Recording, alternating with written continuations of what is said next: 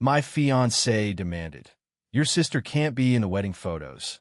She's pregnant and will ruin the aesthetic. My sister was 7 months along. I said, then there won't be photos.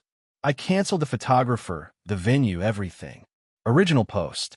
I, 32 male, am an electrician. Union. I've been doing this since I was 19, and I'm good at it. I mention this because it matters later, specifically the money part. I pull in about $92,000 a year with overtime, and I've been saving aggressively since my mid-20s because my dad drilled one thing into my head before he passed. Nobody's coming to rescue you financially, so rescue yourself. I had about $40,000 in savings when this all started. That number is important. My fiancée works as an office coordinator for a real estate brokerage. She makes around $52,000. We've been together for 3 years, engaged for 8 months. The wedding was scheduled for mid-October, about 11 weeks from the conversation that ended everything. My sister is my only sibling. When our dad died 6 years ago, it was me and her holding each other up at the funeral while our mom was too medicated to stand. My sister is one of the strongest people I know. She'd been trying to get pregnant for over 2 years with her husband, went through 2 rounds of IVF, and when she finally got pregnant, I cried harder than she did. She was 7 months along when this story happened, due in late November. Now, my fiancée, I need to be fair here. She wasn't always like this. When we first got together, she was chill, fun, easy to be around. But somewhere around the engagement, something shifted. I think the wedding planning activated a part of her brain that had been dormant, like some kind of sleeper agent program by Pinterest and wedding TikTok. It started small. She wanted a cohesive color palette. Sage green and dusty rose, fine, whatever. Then it was cohesive fonts on the invitations.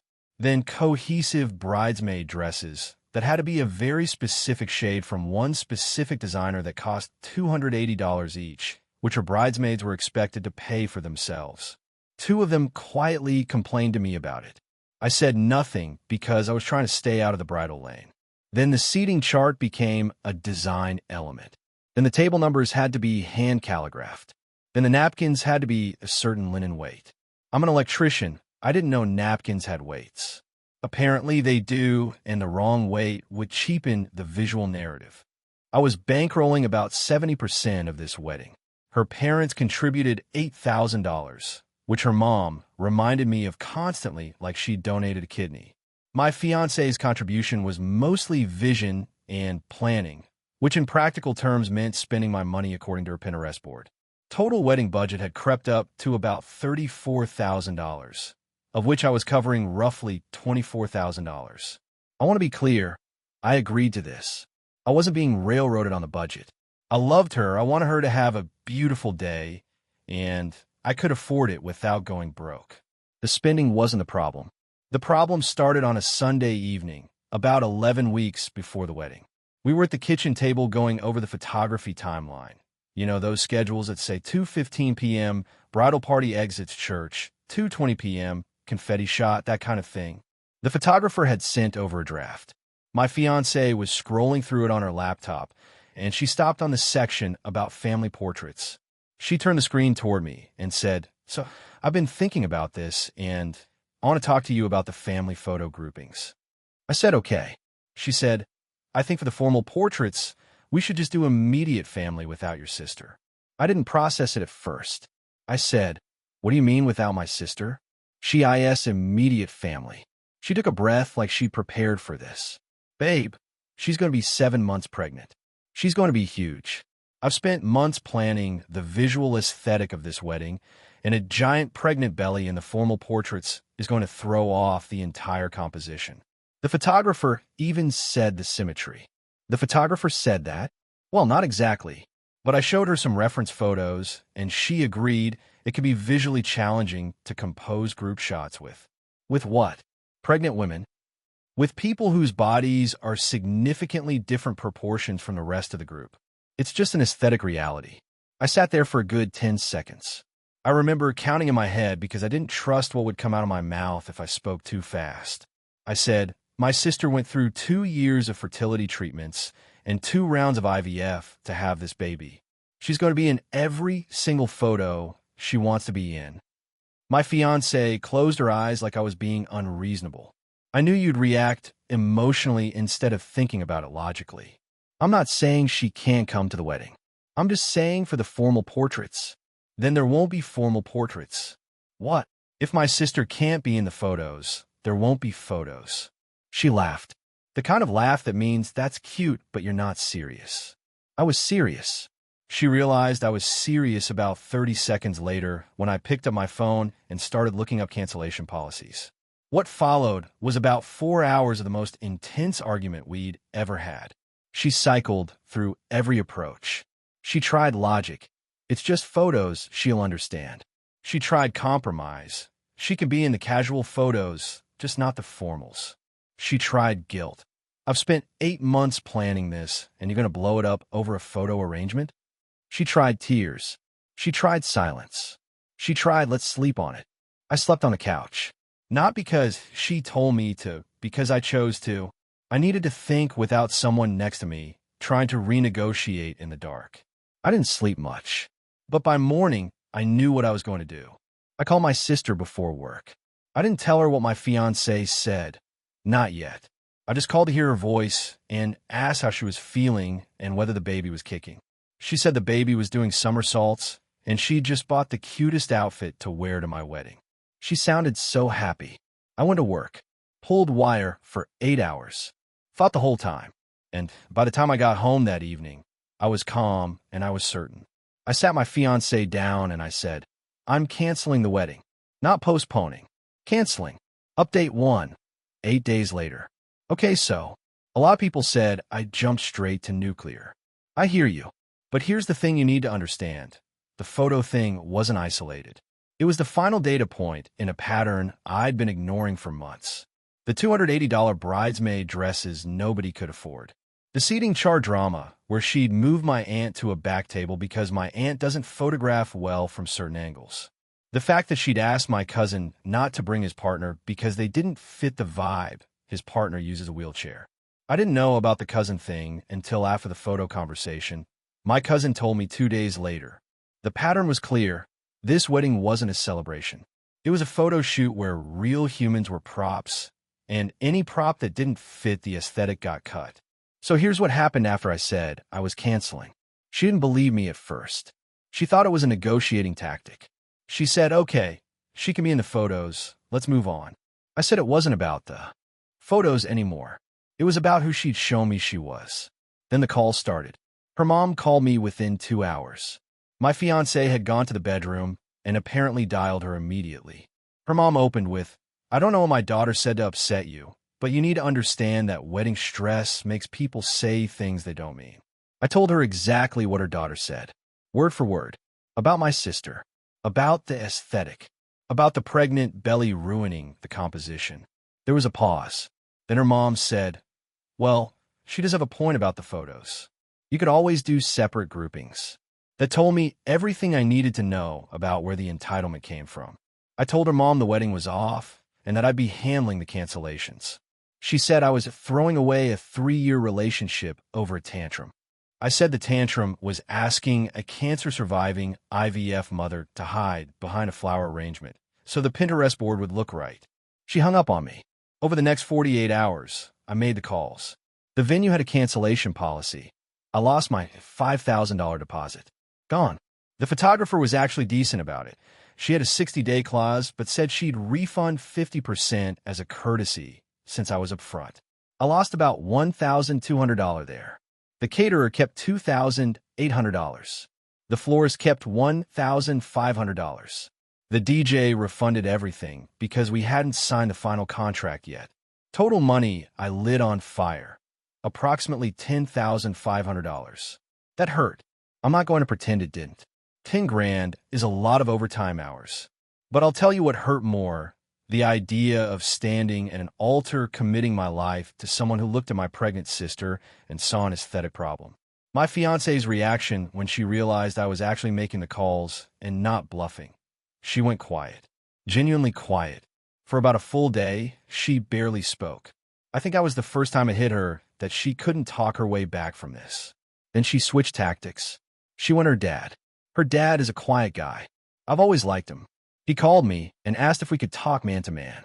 I agreed. He came over, we sat on the porch, and he was honestly pretty reasonable. He said he didn't agree with what his daughter said about my sister. He said he understood why I was upset, but he asked me to consider counseling before making a permanent decision. I told him I respected him, and I genuinely did, but that I'd made my decision. He nodded and said, "I understand," and that was that. Her dad was the only one in her family who treated me like an adult throughout this entire thing. I want that on the record. My fiancée, however, was not done. Day 5 after the cancellation, she started reaching out to MY family. She called my mom. She called my aunt. She called my cousin. Yeah, the same cousin whose partner she'd tried to uninvite. She was telling everyone that I was sabotaging the wedding over a minor disagreement and that I was having cold feet and using her words as an excuse. My cousin shut that down immediately. He told her, "You tried to exclude my partner for being in a wheelchair, so I'm probably not your best character witness." She apparently went silent on that call, but the call to my mom was more effective. My mom is a peacemaker. She called me and said, "Honey, are you sure you're not overreacting? Weddings make people crazy." I love my mom, but I told her to ask my sister how she'd feel knowing the bride didn't want her in photos because of her pregnancy. My mom went quiet and said she said that. I said yes.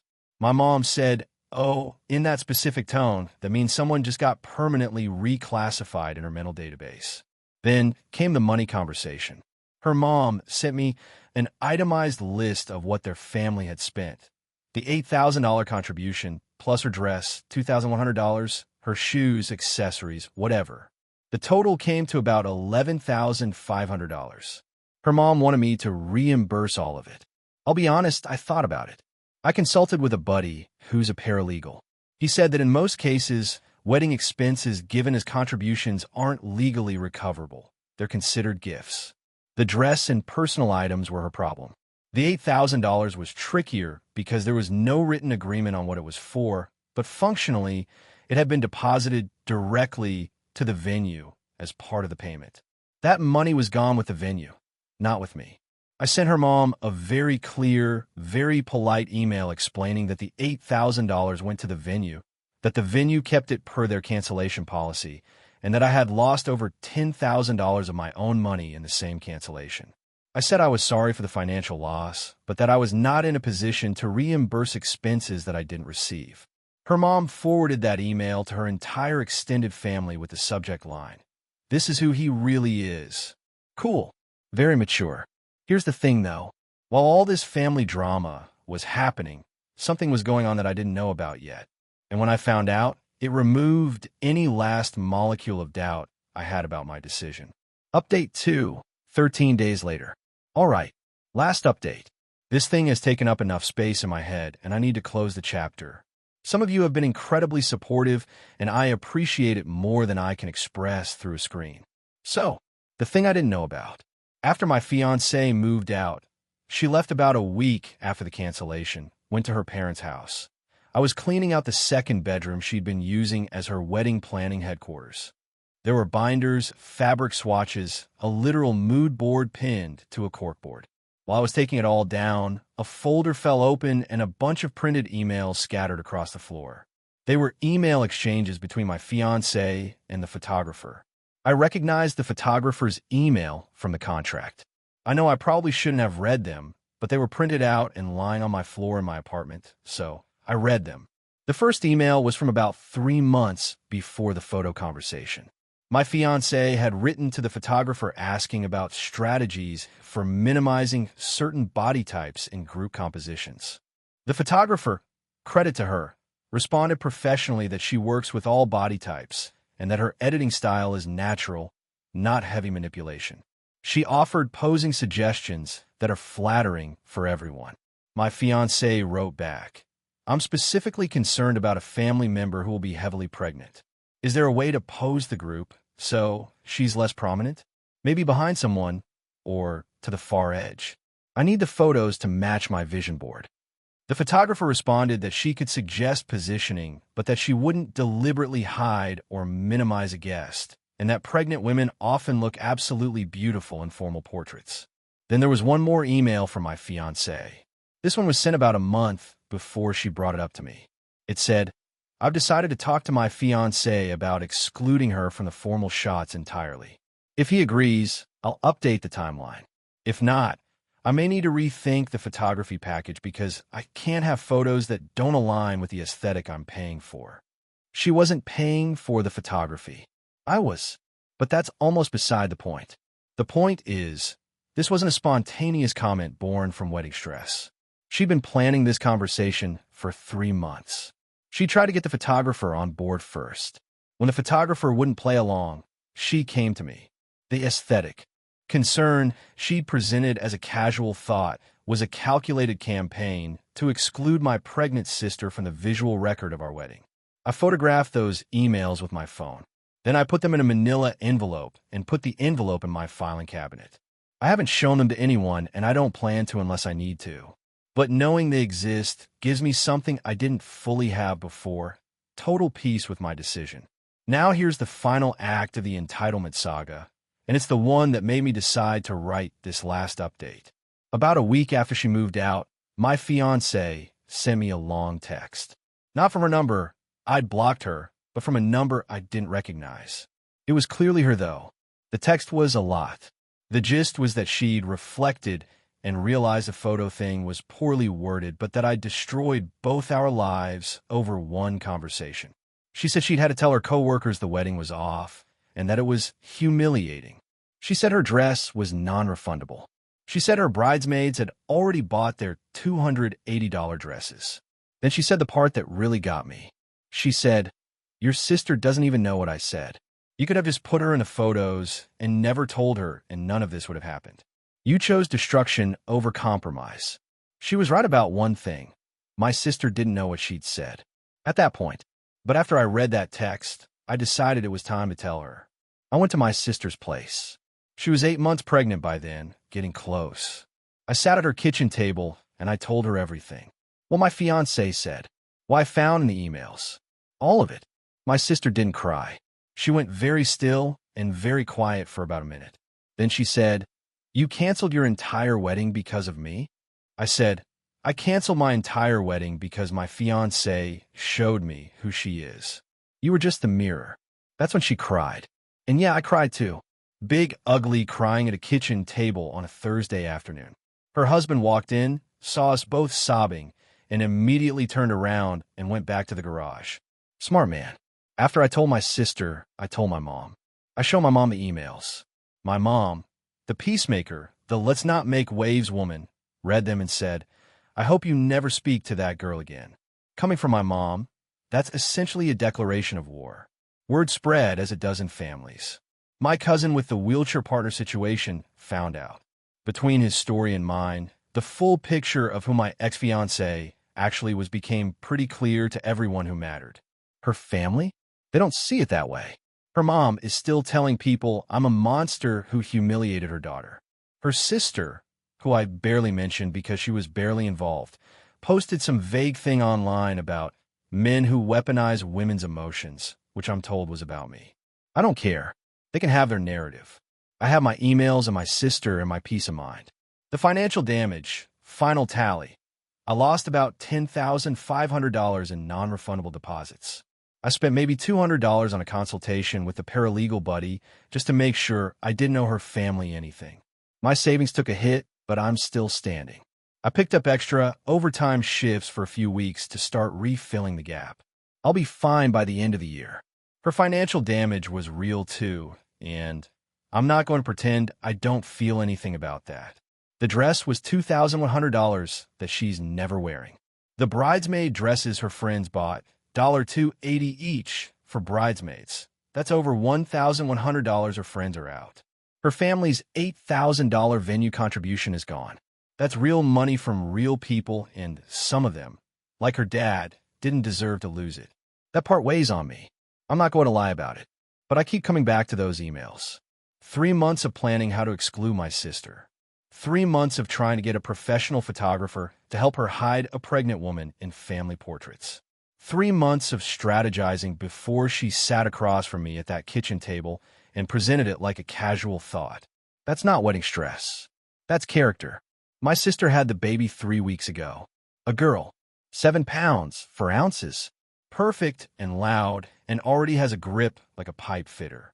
I was at the hospital for 13 hours waiting, and I held that baby within the first hour of her life, and I thought about how someone wanted to Photoshop this child's existence out of a family portrait before she was even born. I'm sleeping better now. The apartment feels too big for just me, so I'm thinking about downsizing when the lease is up. I'm not dating. I'm not working on myself in any dramatic way. I'm just going to work and coming home and visiting my sister and holding my niece and being an uncle, which is a way better title than groom ever was. That's it. That's the whole thing. $10,500 and a broken engagement and a folder of emails I keep in a filing cabinet. And a niece with a grip like a pipe fitter who will be in every single photo I ever take for the rest of my life.